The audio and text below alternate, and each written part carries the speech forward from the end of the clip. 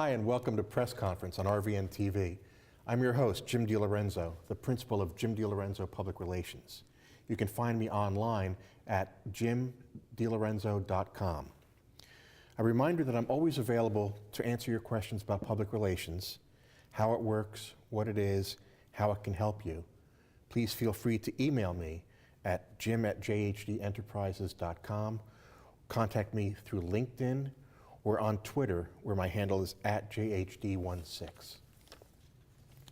In my public relations career, I've had the good fortune to meet many interesting people: athletes, entrepreneurs, reporters, coaches, authors, executives, editors, entertainers, and innovators.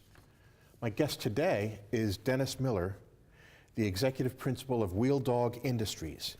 He is dedicated to helping businesses strengthen their relationship to service members and veterans. Dennis grew up in South Philadelphia, learning from his grandmother, Sylvia Benton, a Women's Army Corps member during World War II.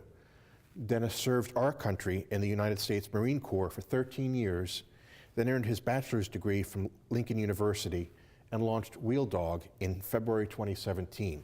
Dennis, thank you for joining me today. I'm very interested in your story, and one of the first things I wanted to ask you about is what was the impetus for you to start Wheel Dog Industries? Well, thanks for having me, Jim. And I feel really good about being here. The reason why I got involved with trying to help agencies understand the veteran community better is because I worked in a couple of jobs after I got my degree from Lincoln University. And I really found that some civilians have a difficult time understanding veterans, speaking our language, being able to give us the stuff that we need when we come to ask them for it. So I saw that there was that gap. I saw there was that need. So I wanted to step in and fill it. And during my time, at the places I worked, I got fairly good at being able to translate those languages and be able to make veterans understand civilians and vice versa. Interesting. In a way that, worked out for all of us. So I figured I might as well put that to good use, and here I am. Now, one of the things we talked about before the show today is how the generation that fought in World War II, when they came back to this country and resumed their lives, they were the entrepreneurial class. That's correct. You mentioned, I think the statistic was 50% of the... Just below 50%. Yeah, started their own businesses. And we're still reaping the benefits of those 50% of the veterans starting their own businesses and giving birth to our generation. That's correct. Yeah. They were the parents of the baby boomers. So that cohort really has been driving our economy since the 1940s. Wow. Right? So if they did that then, why can't we do that now? Sure. Today, the number hovers around 4% of veterans who come home and start their own businesses. So I'm involved with a number of organizations and programs, agencies that are really focused on trying to help with that number and help veteran entrepreneurs understand what it means to be a business owner, how to survive in the marketplace that they're trying to get involved in, all of those things, and to really help that number increase, because veterans as a class, and again, we had this conversation a little earlier, we're not a monolith. Not every veteran is like the next one, and we all have our differences. But generally, a veteran has the ability to work hard every day, to show up at the right place at the right time with the right uniform. All of those things, and it's fairly easy to translate those skills into being a business owner. Right. However, there are things about running a business that you just don't understand until you're running a business. Sure. Right. So those things are, we have to try to learn. So that's why I'm involved with organizations like Bunker Labs. I've been their city leader for a long time. Temple Small Business Development Center is going to be launching some incubator program to do some entrepreneurial training. So I'm involved with those agencies, really trying to help them stand up some of that entrepreneurial stuff. Now, You mentioned some of the challenges that veterans face, returning to the workforce, returning to the stateside, if you will. Mm-hmm. What are some of the challenges that employers might not be aware of, or business owners might not be aware of, that as far as they want to help, they want to do something, but maybe they're not doing it the right way? That was an excellent question. Excellent. So when I was in the Marine Corps, I would walk into a room and everybody would say, "Hey, Sergeant Miller, how are you doing?" Because I had on a shirt that had my rank insignia and my name, everything was on it. So they knew who I was when I showed up. I did not have to introduce myself. And I spent 13 years not having to do so. I didn't have to remember your name because you had a shirt with the stuff on it. And we knew who was in charge, because if I had more stripes than you, I was the ranking person in the room. Sure. So that structure was already in place. Nowadays, when I'm out in society, I'm no longer Sergeant Miller. I have to introduce myself. Sure. I have to remember your name. And I have to figure out who's who inside the room. So that small issue, if you take that and apply that to an entire day, that's where the problem is. That Wow. transition is really difficult, because normal, everyday things that folks know how to do out here in the civilian world may be a little foreign to me. So it's not that all of us have, post-traumatic stress. It's not that all of us are, struggling with, our wartime memories. It may be that folks just don't know how to remember their name Yeah. when they're speaking to somebody. Yeah. So, That's an interesting point, because I would see that as being, because if you're in business, you've probably been in business for a long time, and you have the tricks of the trade down. But if you've been serving in the military, and that's really the first adult world scenario that you've been involved in, right. You The know, military would coming be out of high school and going into the military, and a lot of families, to that same point. If I'm in business, my family has been in business for, most of my life. Right. So I understand it from that perspective. I know what it is. Many families, like my own, are military families. Right. So I understand the military. Well, my grandmother, again, served in World War II, as did my grandfather. He was a sailor. All the men in my family have been in the service, so it is the family business. Right. So I learned that before I went in. I did not learn how to be an entrepreneur. So not only am I at a disadvantage because I'm coming out into a world that I don't know much about, because ever since I was a grown-up, I was in the Marine Corps. Sure. But I also don't have that family lineage to Right. be able to step to fall back on. and have them teach me how to be a good civilian, because we're all military people. So all of those barriers are kind of stack up, and then Sure. after a while it's a really difficult setup where you're trying to get back into the civilian lifestyle. So And just think that as you mentioned, there's so many other people, men and women, who have similar backgrounds that are coming into this, and we think it's going to fit into a template somehow. yes. We're going to help veterans by hiring them and giving them a job.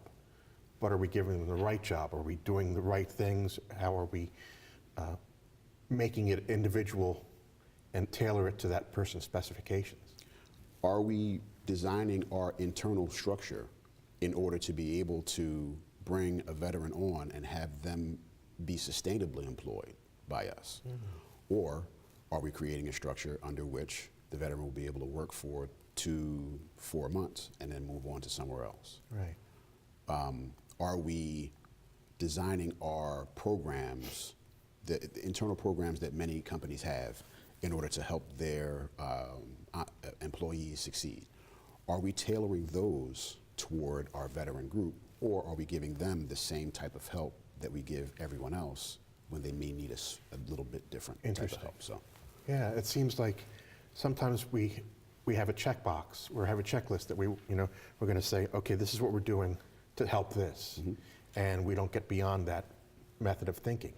and just like with any group, if I am short, I may have a different set of issues that I need to address, as opposed to someone who's tall. Right. Right. So the things that you put into place for this group of people just might not work for this group, and not because either is wrong, but just they have a different, Sure. view on life. So that's where I try to help businesses, nonprofits, universities, any organization that's really trying to jump into the veteran community. I try to help them do that in a way where they can see it from our perspective. Now, you were part of a program with the Wounded Warriors Project. Was it Wounded Warrior? I was a Wounded Warrior Fellow. Fellow, okay. For Congressman Brendan Boyle for a little under 2 years. Okay. And I took care of all of his veteran and military casework. What was that experience like? Really great job. Yeah. I am bettered by my experience there. And a part of that experience was I handled all of the veteran and military casework that came into the district office. Right. So if you were a vet and had a problem with any governmental organization, IRS, Department of Labor, Education, anybody, and you were a vet, you would come and see me and I would help you. So I would call, many of the organizations and, I'm the congressional liaison, how are you? And I would be explaining the veteran issue that we were facing, and the folks just really couldn't understand, what I was talking about, Sure. the acronyms I was using, the specific problems that the veterans were having. So I spent a lot of my time really kind of translating and helping those folks understand what the veteran experience is altogether, and then how that affected the problem that we were having. Okay. So I spent a couple years doing that, and I really found that there was that disconnect where civilian organizations, and even ones that are built to help veterans, I would call the VA and speak to someone from the VA, and they really wouldn't understand what it was I was talking about. That's amazing. And it would, the VA itself, I think, only hires like in the 20% of veterans. So almost 80% of the people there are civilians who may not really understand what a veteran is and how to help them. Right? Wow, that's an amazing scenario when you think about it. It hovers in there somewhere, 20s and 30s. Yeah. But still, the majority of the folks there really kind of don't have a one-to-one understanding of what veterans are. So, I spent a lot of my time explaining what a veteran was and then connecting it to what we needed. So I figured that I would try to circumvent that and work on my own and do some of that work on the ground, so that by the time a veteran got to the organization he needed to deal with, that place would already know a little bit about how to help them. And that is 90% of what being an entrepreneur is about, is identifying a challenge that needs to be overcome. And I'm sure that 2 years in Congressman Boyle's office exposed you to that problem in greater depth. It really did.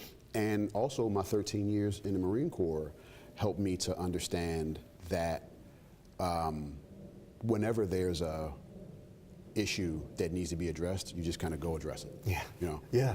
You charge forward. You see that there's a gap here. You see that there's a field of fire that needs to be covered. You go ahead and do that. So that's what happened here. Like, I saw that there was such a divide that needed to be spanned, and I said, well, hell, I might as well go ahead and jump in here and see what happens. I'm glad you did. We're going to take a quick break for some commercial messages, but we'll be right back with Dennis Miller after these messages.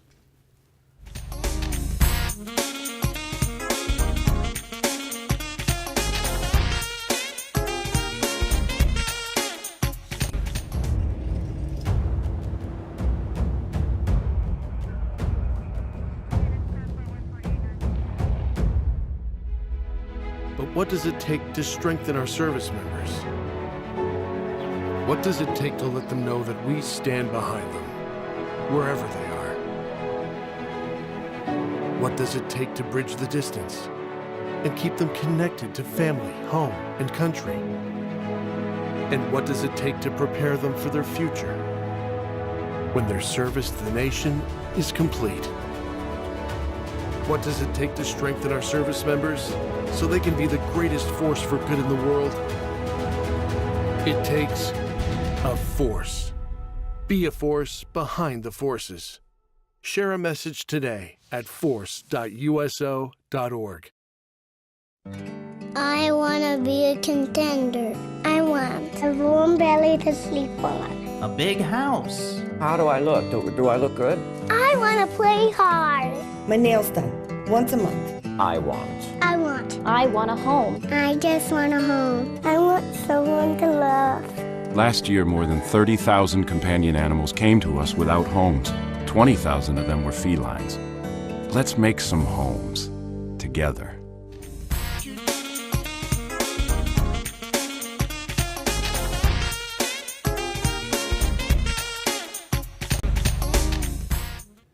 Welcome back to Press Conference on RVN TV. I'm Jim DeLorenzo. My guest today is Dennis Miller, the Executive Principal at Wheel Dog Industries. And I was fascinated when you have the definition of wheel dog on your website. What's the URL again for our audience if they wanted to look at the website? It is www.wheeldogindustries, all in one word.com. And it has relationship to dog sledding and the Iditarod just finished, so it was top of mind when I saw that. If you want to know what it is, just give me a call. I'll go through the whole spiel with you. Yeah. So when we were talking a few moments ago, we talked about how you were inspired by seeing the challenge that was before you and the gap that was there between what businesses were seeing and what veterans were experiencing, and how to bridge that gap. I know that Wheel Dog Industries and you are involved in a lot of different activities to kind of get things rolling for people. And we were talking about what's going on with Temple University and in North Philadelphia. Would you mind telling us a little bit about that? So there's a Lenfest North Philadelphia Workforce Initiative that is trying to help the folks around Temple to be better connected with the university, specifically through employment. Sure. Right. So they're trying to, have workforce development programs for everybody that's in the space around there, including veterans. So I'm trying to help them with that piece. On March 19th, we're going to have a table talk and just have some stakeholders sit around the table and have conversation about how to help with that initiative from the veteran lens. For the neighborhood and for the community around Temple University and Temple University Hospital and things like that. If that organization, if that university drives the dollars in a neighborhood, then the folks in the neighborhood should be able to be involved with it. Sure. So how do you do that? How do you benefit? How does it benefit? What happens at Temple as it's growing? How does it benefit the neighborhood around it, the community around it? That's correct. And if you've got people who work for you that buy in to your community and your neighborhood, then that just only helps your institution grow and become better. So then the next day at Temple's Ambler campus, the Small Business Development Center will be launching some a new office up that way. And I'm going to be there because we're also going to be launching a incubator program for veteran entrepreneurs at that Ambler campus. So I'm going to be trying to help them get that stood up and running. So those two things are happening. I'm helping the Urban League of Philadelphia with some workforce development stuff that they're doing. So really I've been spending a lot of my time in that space. Sure. Trying to help organizations that want to hire or employ or train veterans on how to get back into the workforce. And how are you connecting with people? I know that you're doing a lot of meetings, you're meeting a lot of people every day, but how are they connecting with you, and how are you finding them how can you say, hey, I think, I could help you? That has become less of a problem. Okay. As I've been kind of getting work done. Because you'll work with this group and they'll say, okay, well, we're doing this, but there's this other group that needs help. That's kind of what happened at Temple. Sure. I started helping the Lenfest Workforce Initiative, and then the SBDC. I met them kind of through osmosis. So that's kind of been what's happening. There are groups that want to start veteran training, and I'll just reach out to them and have a conversation with them about how they're getting that done, what their intent is, and then we'll have a conversation. I'll come in and talk to them, and we'll start doing some business. It's interesting because, again, it boils down to networking, and it's one of those things that you mentioned earlier. You know, when you have the name tag and the rank insignia, you don't have to worry about networking. Everybody knows who you are. Mm-hmm. Now you have to kind of go out there and introduce yourself to people, and they have to introduce themselves to you, and you have to get to know them. And there are a number of organizations in Philadelphia that are doing really good work with that. They're networking groups. They're trying to work together to get veterans to come out of the spaces that they're in and into a more corporate and networking space. So there are a number of agencies out there that are getting that done. However, from the other side of the coin, we need to try to pull some of the corporate individuals and bring them into the table. Sure. To meet some of us instead of us spending as much time around each other as we do, which is awesome. We love to fellowship. Sure. But at the same time, we need to meet some of these other groups where they are. And I think that might be part of what your next initiative is. Right. We were talking about this before the show today. You are going to be building the Greater Philadelphia Area Veteran Chamber of Commerce. That's correct. Tell me how the idea for that was sparked and what you hope to be doing in the next few weeks. To be honest with you, I met the folks from the New Jersey Veteran Chamber of Commerce. Okay. They were building out, and I was really intrigued by their tenacity. They were just kind of really after it. So I sat and talked to them for a while, and it made sense to me to try to build out an organization that was going to help veterans with their economic development in just about every facet. So a Chamber of Commerce is going to lobby on behalf of veterans. Interesting. And make sure that the legislative decisions that get made are made in a functional direction toward veterans. There's going to be a lot of programming that gets developed. So the SBDC program we're talking about will be sponsored by and helped through the Chamber of Commerce. Right. The Urban League initiative I was talking to you about will be also helped by the Chamber. So that programming will happen as well. And the fellowshipping that we talked about a second ago will continue to happen with all of the rest of the organizations. We'll try to bring them on board as well. Sure. But we also want to get the rest of the Chambers of Commerce in Philadelphia to sit at the table. Get everybody together and talk about how we can all help each other with all of our mandates. Is this the most challenging part of your work right now, is getting that organization up and running? It is. Yeah. It is. It takes a lot of man hours. There's a lot of moving parts to it that you just don't kind of know what to do. So there's a nonprofit that you have to put together, but it's not like a normal one, so you have to figure out how to get that, the tax, all of those things, again, that a regular person may not know about, and especially a veteran just doesn't have that information. So you've got to chase it down, figure it out, and get it done. So it's a fairly heavy lift. Wow. And what are your plans for the organization once you get rolling? I believe you mentioned you would be launched in May? We're going to try to have a May launch, because May is Military Appreciation Month. Right. So we want to try to have a May launch in the city, but I'm a very ambitious person. That may or may not happen, but we'll see what we can do. We're going to have a golf tournament on June 18th at Blue Heron Pines to try to do some fundraising for a lot of the programming that we're talking about. And over the summer, really kind of build interest and understanding of the Chamber and what it's going to be doing for folks in Philadelphia and the surrounding area. So all of the surrounding counties, Montgomery, Delaware, Chester, Bucks, all of those counties, we want to try to bring them under the umbrella as well. We're working along with the New Jersey Chamber that I was talking about earlier to help folks in Camden and Burlington County as well. So we want to try to extend our footprint out as far as possible to help as many of those disparate groups as we can inside the veteran commercial space. That sounds exciting and challenging, but I think it's something that's well worth doing. As you know, it's well worth doing, and I think the world of you for taking that on. And I'm hoping we can have further updates from you as we go along. And if people wanted to spread the word or you wanted to hear about this further, I would recommend that you check out Dennis's website at wheeldogindustries.com. That's correct.